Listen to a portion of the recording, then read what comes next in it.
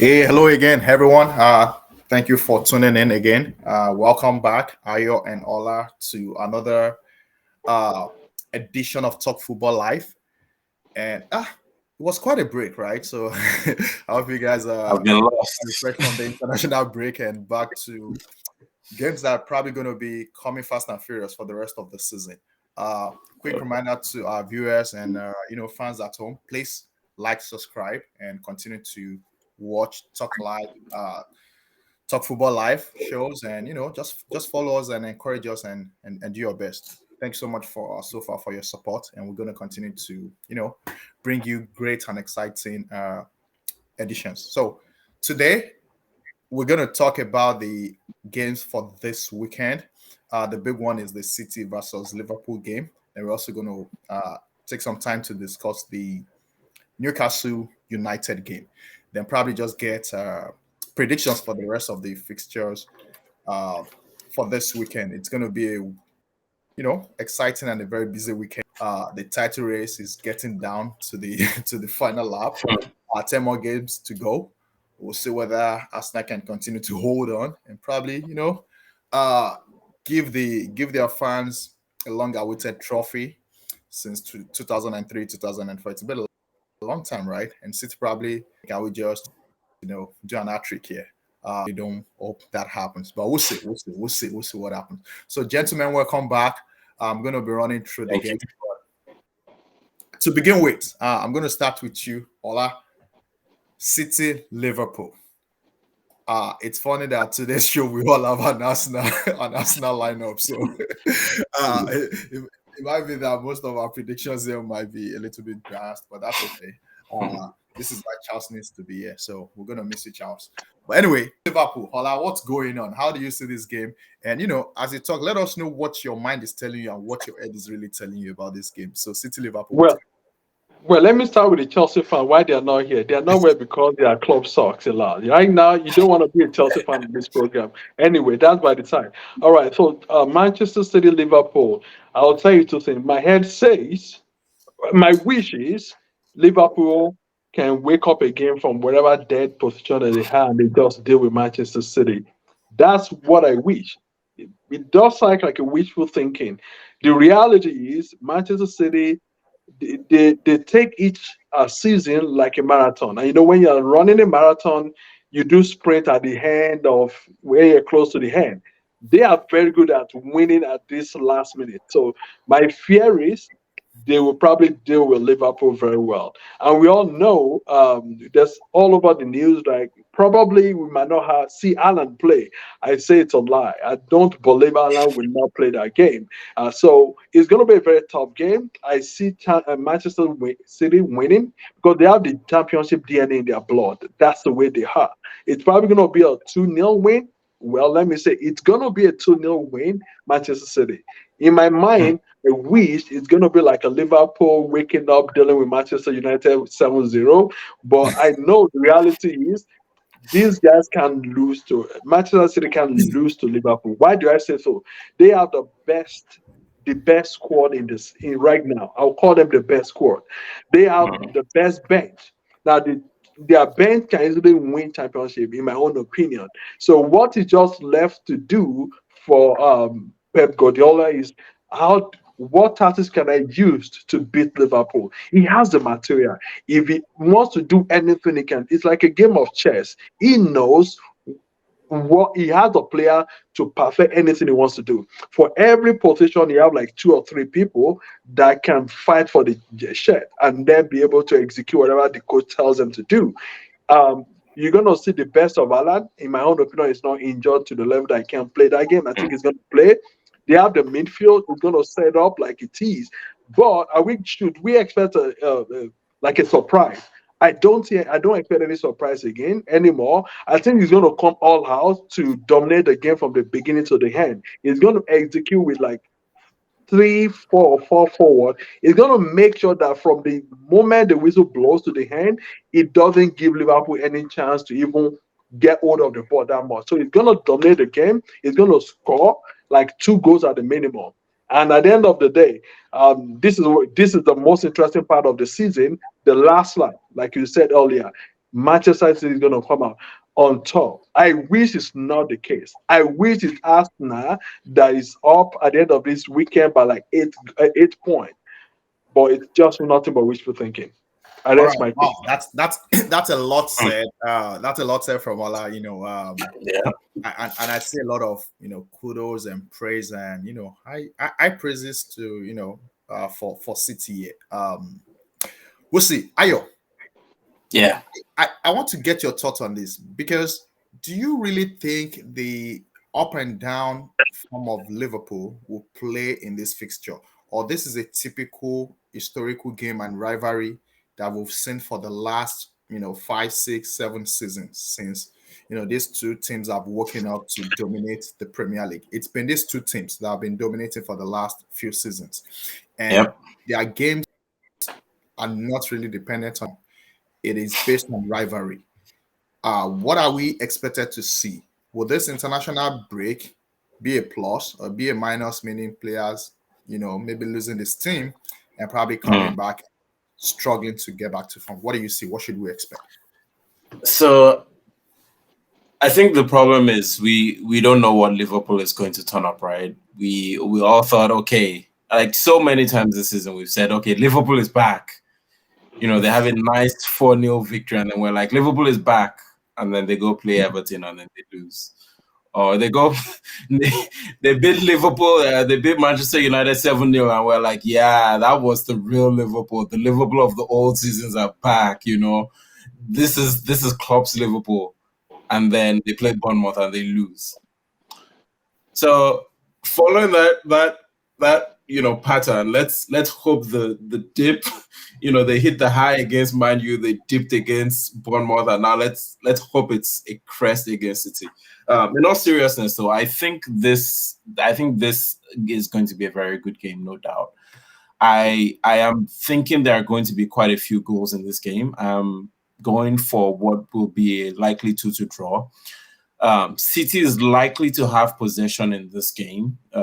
Liverpool's midfield, as we know, is weak. They brought Bajcetic in to try and add some bite and some, more power into that midfield to help with possession. But Bajcetic is now seemingly rolled out for the season. We know Fabinho's legs aren't what they used to be over the last couple of seasons, and so City, I expect, will dominate, which will kind of play into Liverpool's hands, right? We've seen them be good on the counter, even when they haven't played so well. We've seen them over the last couple of games.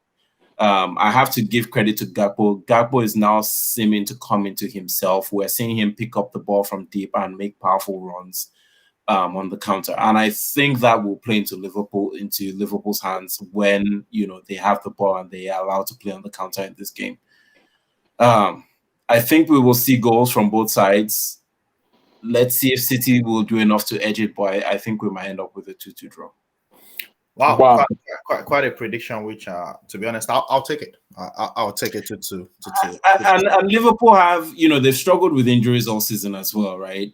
I think some pluses for them is that Firmino is back available, even though he's not a starter, right? Nunes, who was a doubt for the game, has been pictured in training, so he's likely to be available. Luis Diaz has been out for large portions, but we're hearing he could make a return again in this game. So they're starting to have options available, and that might be enough. But let's see. Is that 2-2 your prediction or your wishful thinking? It's my prediction. Okay. Just one prediction. From my head and my heart are aligning. I mean, looking at previous, again, this season is completely undescribable for Liverpool, because even Liverpool fans have it tough to explain what's going on. To the point that even Klopp said he couldn't explain what's going on. Like, I don't know at this point, who knows, right? The only thing he hasn't done is to come out and have an outburst like Conte. And we all know what has happened. Again, we're going to miss you, Conte. Maybe he's going to come back as a Chelsea coach. We don't know, but we'll see. But anyway, I think Liverpool. I think it's going to be a typical rivalry game. What the results will look like, I would wish for a draw or a Liverpool win. I don't know if that's possible. I don't really think Salah will be quiet in this game. This is a game that it takes so serious. He likes games like this. And it's going to be hard for him to be quiet.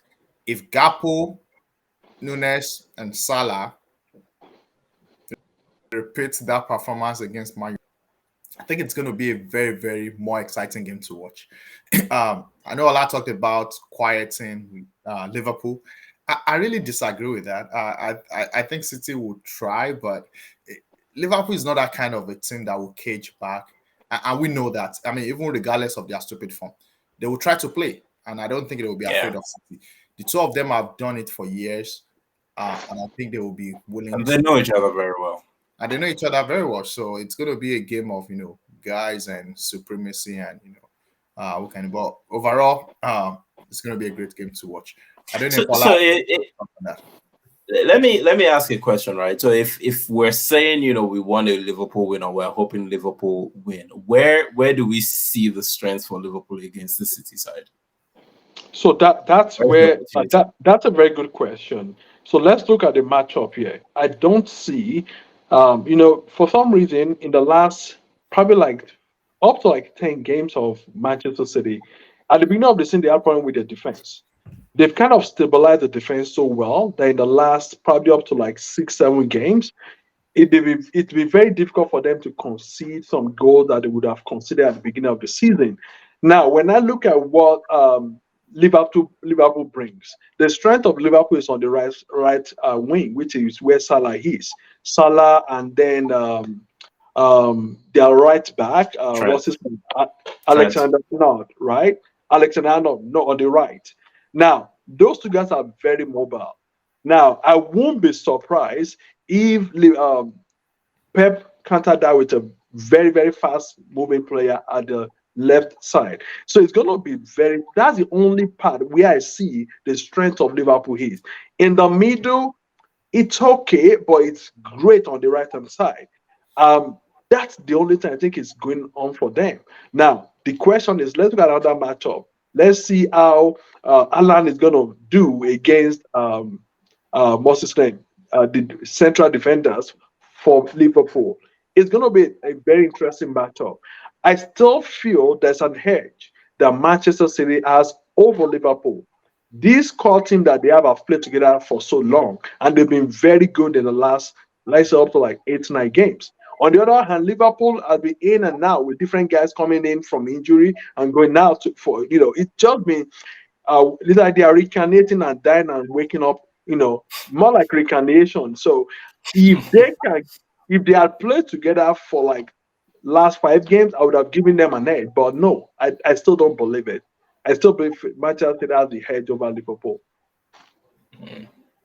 I was just checking. So one thing this season that it's clear is that Liverpool has been poor away from home, right? Yeah. That's the stats. They've played. These two sides have met already 2 times. One in the league and one in the EFL Cup. Yeah. They met in the Community Shield as well. Oh, that's Preseason, yeah. Liverpool won the first leg, right? 1-0. Very good goal from Salah. And the EFL, it probably could have ended 2-2. It was that late-minute goal from City that saved the day. And it was actually a good game for Liverpool in that game, right? They both have a squad, but Liverpool has suffered more when it comes to injury. Where I see the chance for Liverpool, to answer your question, Ayo, I know we all don't put a lot of confidence in the back line when it comes to Alexander-Arnold playing that. But one way or the other, it worked out against Man United, right? I have a feeling that Klopp will probably saddle him with the same responsibility comes this weekend to play that. Because they obviously need somebody that can go forward. You don't want to cage back playing City. So you need somebody in that field. Now, would Guardiola play the same thing and have, Williams, or have his back 3 and rest Walker, or is going to be wary of Cody Gakpo and Nunes running riot and play Walker? Because every time he's worried about an opponent running riot on him, that's when they bring the big boy. Yeah, Walker. Yeah.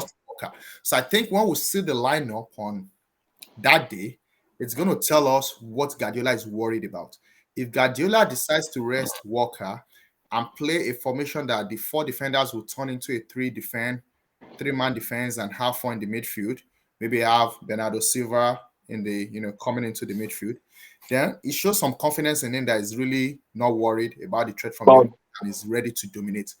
But if he starts with Walker, then that means he's wary of the possible attack from Salah, Gakpo, and Nunes. Now, again, I don't know if Nunes will start. I don't know if it's fit enough.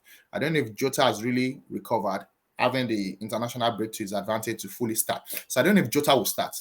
But either Jota or Nunes, I think both have speed to dispense. But I think Salah would never be quiet. Now, where is the challenge for Salah? And Salah likes that one-on-one, and I think he will thrive. Salah against Ake. Okay, yeah. That would be a good challenge, right? Very good. Will Nunes come into the middle and challenge Akanji? Right? That's another chance that, physically, I think we're up to Akanji, right? I think that's possible. But Ake has been one of the best and reliable players for City this season. And I see Salah coming into that side, challenging Ake one-on-one. If Salah should win that one-on-one, that's a good game. Because Ake has really lost one-on-one so far this season. He's really, really. It's been solid. I think he's been booked only once all season. Right? So it's done very well. Now, in that midfield, Rodri is technically could read the game, but he's slow. Would, Fabio, as like you said, is really lost. What does he do today? He creates fouls. He commits foul. That's what Fabio does nowadays, right? So is he going to start Fabio or is he going to bring Sabia Navigator, who is just coming back to form? Or is going to play? I don't know. Yeah. Pathetic is hard. So it's going to be Henderson, and I don't know who's likely to be Henderson. And I don't know who's going to play with Henderson. Is it going to be Carvalho? I don't know, right? So that midfield, I really don't know what Klopp is planning for that midfield. The defense line is kind of back. So you have Van Dijk back, then maybe Konate or Matip, right? So you have those back. Haaland, I think you people need to check out Haaland, even though, as people watching. And I don't think he really needs Haaland for that game, to be honest.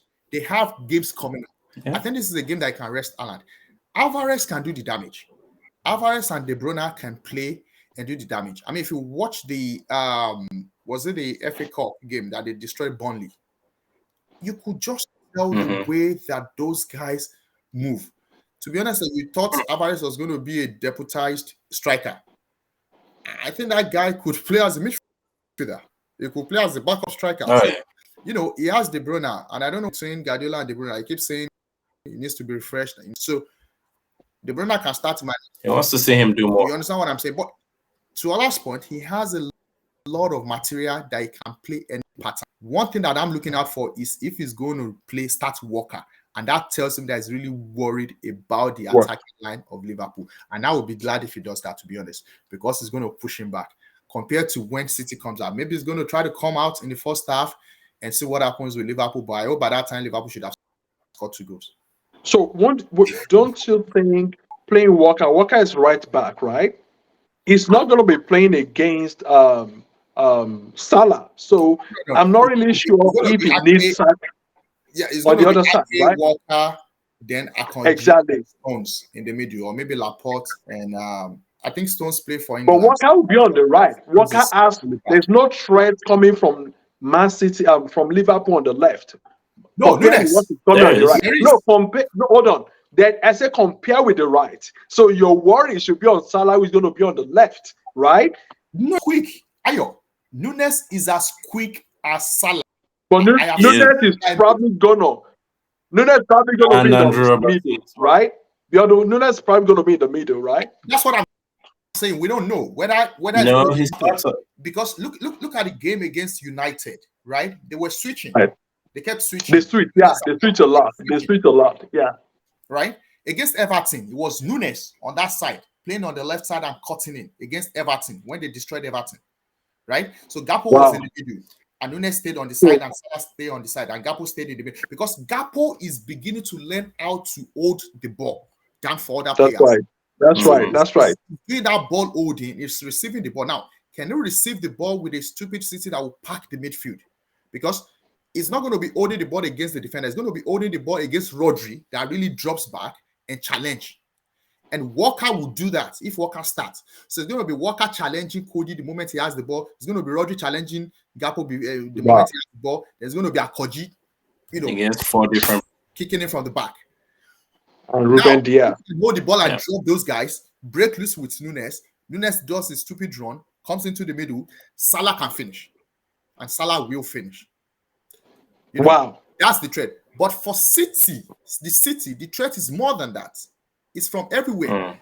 Grealish is in the form of his life. Yep. Grealish commits them, and Grealish will win fouls. So think about Alexander-Arnold trying to mark Grealish. I don't think he's going to win the ball. He's going to have to bring him down. So that's a foul right there. Van Dijk is not the best that we used to know, but Van Dijk is okay. He's still there, right? So whether Van Dijk and Konate, or I don't know who is going to pair with him. Konate, most likely. Robertson on the left side. Okay. I think it's good enough, to play. That's another threat, Mahrez, because now Robertson on the left is a threat. It's going to be Mahrez. What did you say? For sure. Yeah, it's definitely going to be for that's Mahrez. a one-on-one. Mahrez against Robertson, most likely. Yeah. The point is, if Mahrez doesn't deliver, doesn't bring in the crosses, doesn't cut in and take shots, who is on the bench to play on that side for City? They're probably going to play Gondor, but I don't think Gondor can do it. There's no one else who really plays on that right. It's Mahrez or Foden. No, Foden Foden is out. Foden is injured. So that's what I'm saying. Yeah, so if you're not playing Foden, then Mahrez is definitely starting. Starting and playing probably 90 minutes. It's going to start. It's going to play. But let's say Mahrez doesn't deliver. How does it make a change? Or he gets injured on the might pitch. go 4-4-2. You might deploy De Bruyne on the right side, bring in Alvarez with Haaland and play 2 up front, and Alvarez will play on that right side a little bit up front. Oh, wow. Interesting. No matter what the matchup for that day is going to be interesting. And it's the first game for the weekend. So let's hope. It's going to be one of the best games it's of the going season. to be, it's going to be a great game. Is the first 2 starting goalkeeper for Brazil. It's Ederson and Alisson. Yeah. It's Van Dijk versus Haaland. That's the one I'm looking up. That's the one I'm actually looking at. We're still certain that Haaland is going to play in this game. Even though the story is that he's injured.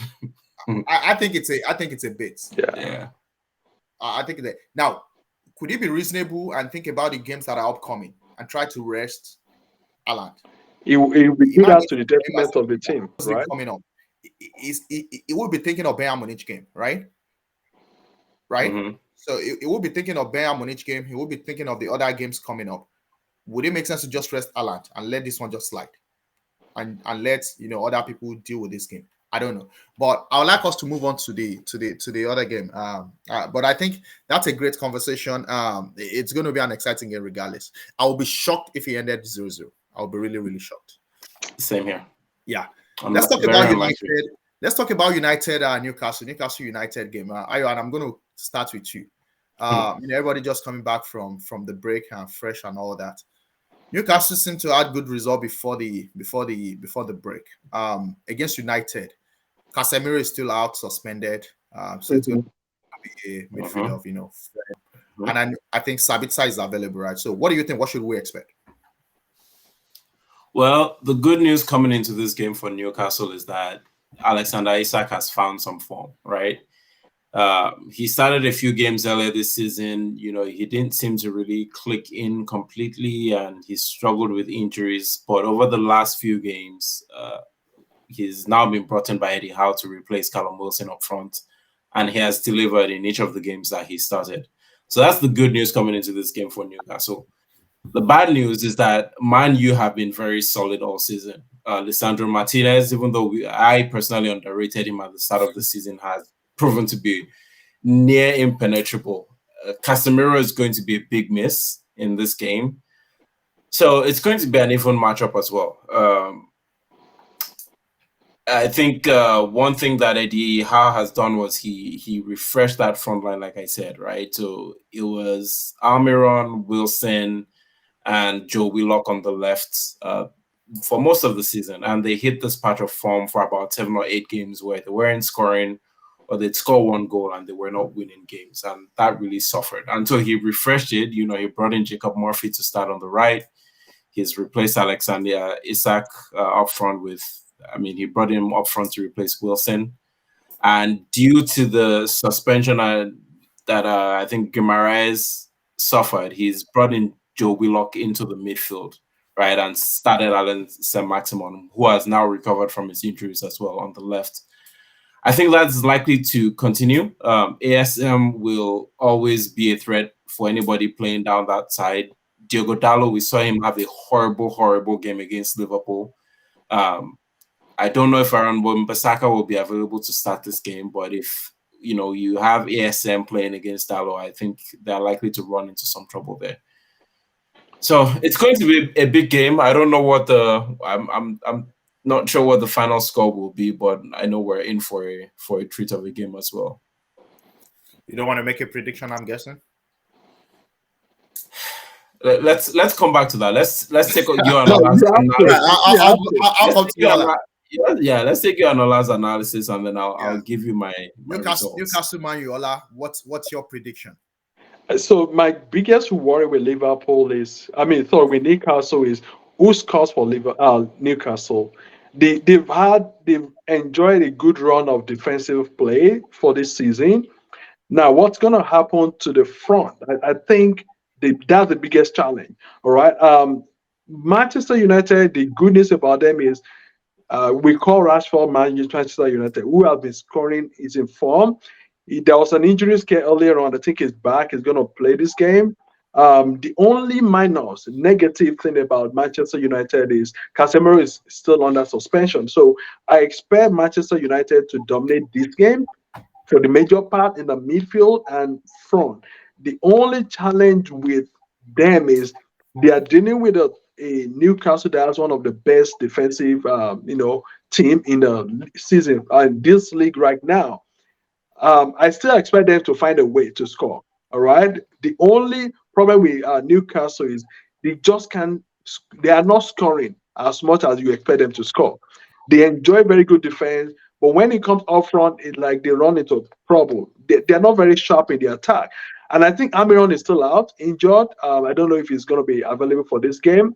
I think without Almiron, there's going to be a problem for Newcastle because he's the guy that controls them from midfield up front and all of that. So I think this game is going to be a Man U win.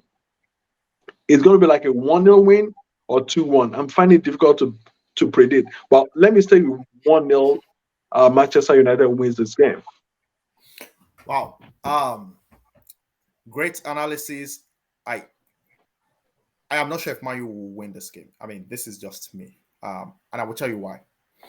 Although I will remind us of the what's it called? The Carabao Cup final. Man U won that game.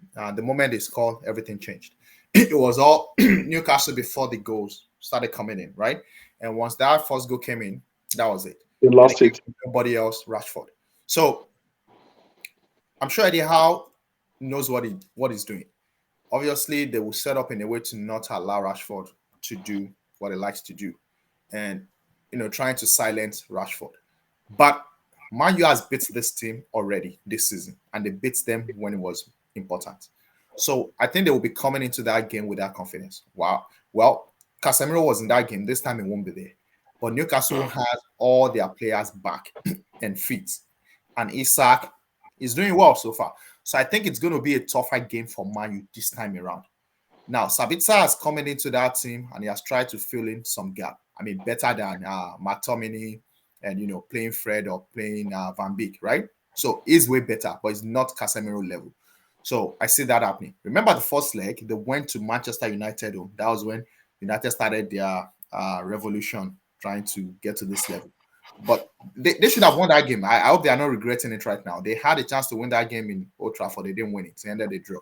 So I think this time around, back in Newcastle, I think it's going to be a little tough for Man United.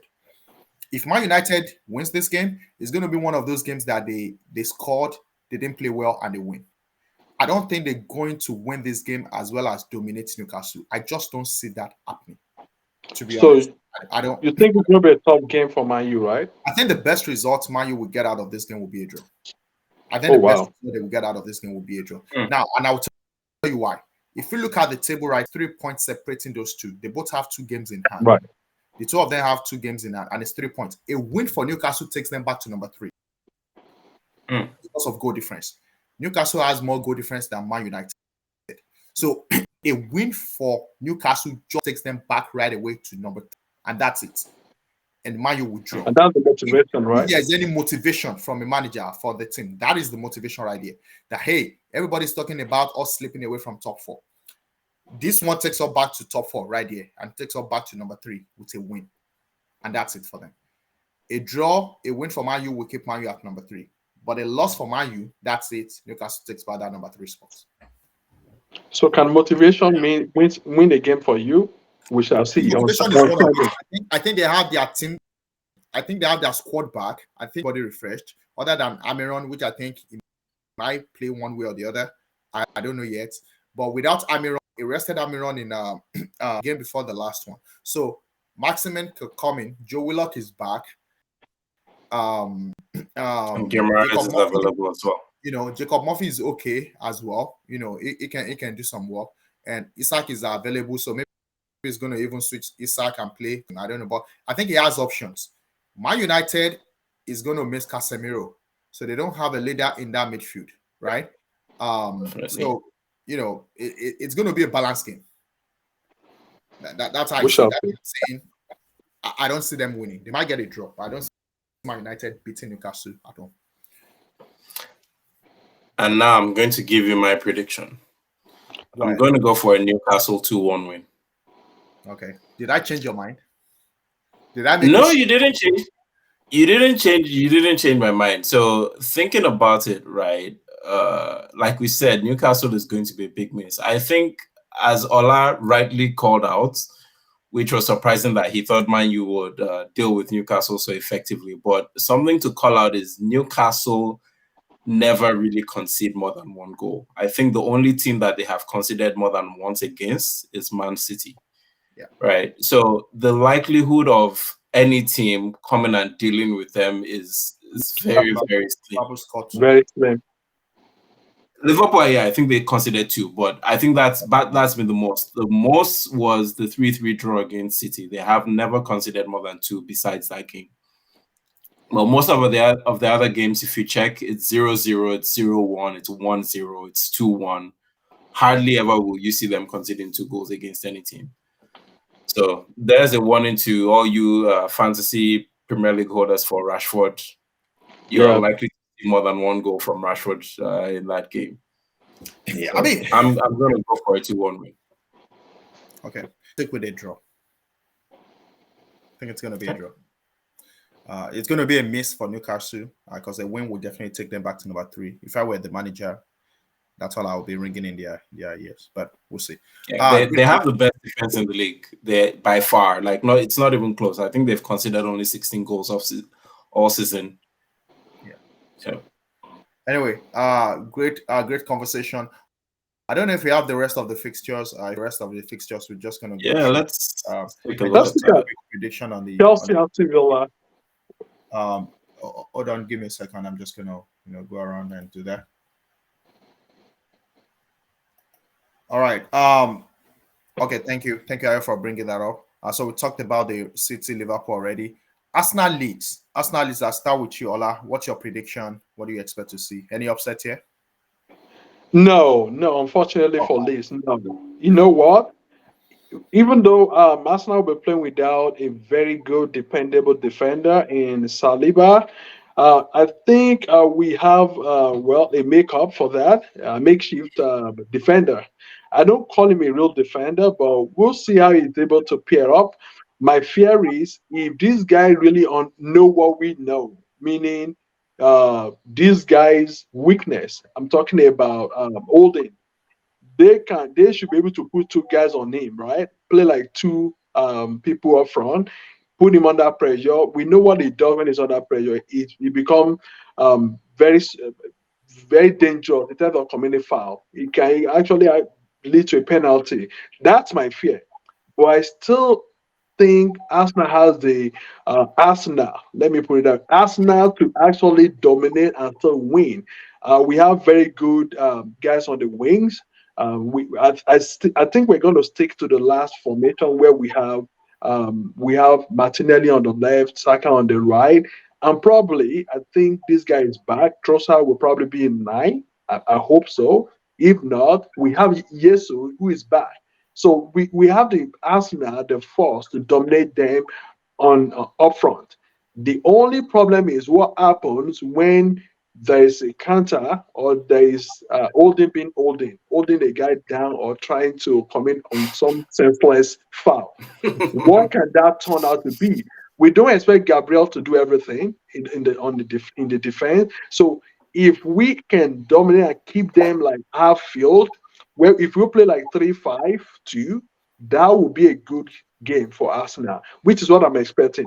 Having this guy come from the left to Zinchenko to be in the midfield like he does very well, keep those guys from coming close to our defense. Let's protect those, two guys at the back. Holding is a liability. If we continue to knock them, and how do we do it? We score very early. If we can score like 2 goals very early, the morale is destroyed for Leeds to even try to do anything. That's what I'm looking forward to. All right, great. Ayo, real quick, what's your thoughts on the Arsenal Leeds game? Very simple. Thomas Partey is a doubt. If Thomas Partey is available, I think I would love to see him available and for him to school Leeds, right? We all know Leeds are going to play very aggressive. It's high pressing, high running, high intensity. And I think Partey being available will just give that little bit of calm to school the Leeds boys, in how to play football. So I think it's that. If Partey is available, I think it'll be an easy walk in the park. If he's not, I still see us coming out with a win, but it might be that little bit more difficult. Okay, all right. No one is making any prediction yet, just a win. I'll give it a 3-0 win for Arsenal. Oh, wow. I'll say 2-0. 2-0, okay. Yeah. All right, quick one. Bournemouth Fulham. Quick prediction, Ayo. Bournemouth Fulham. I expect a Fulham win. Bournemouth have been finding some form, but I think Fulham might be able to be resurgent in this game. Okay. Brighton Brentford. Olla. Brighton Brentford. I think Brighton will win. Brighton is playing at home. They have very good attacking force. They should be able to take this to Brentford and win. Okay. Crystal Palace Leicester. Ayo. I think it's time for a Palace win, but again, it's unlikely. I see maybe a draw in this game. Against Leicester. Palace Leicester draw. Yeah. Okay. Nottingham Wolves. I see a draw here between Forest and Wolves. These two teams are struggling. Most of the time, Wolves is struggling so bad right now. I think Forest should be able to. Wolves should be able to draw Forest at home. At home or Forest. Okay, so you say a draw. Ayo, Chelsea, Aston Villa. Aston Villa has been picking up points. Do you see them picking up points in Stamford Bridge? Well, it looks like Graham Potter is starting to finally figure out what's going on with his team. I think it's going to be difficult for Villa. They're going to be at Stamford Bridge. I see Chelsea winning this game. Oh, wow. Okay, awesome. Yeah. And the last one, not the list, but for this weekend, West Ham Southampton, relegation teams. Ola, what do you see? Oh, wow. Well, West Ham is playing at home, which is great for them.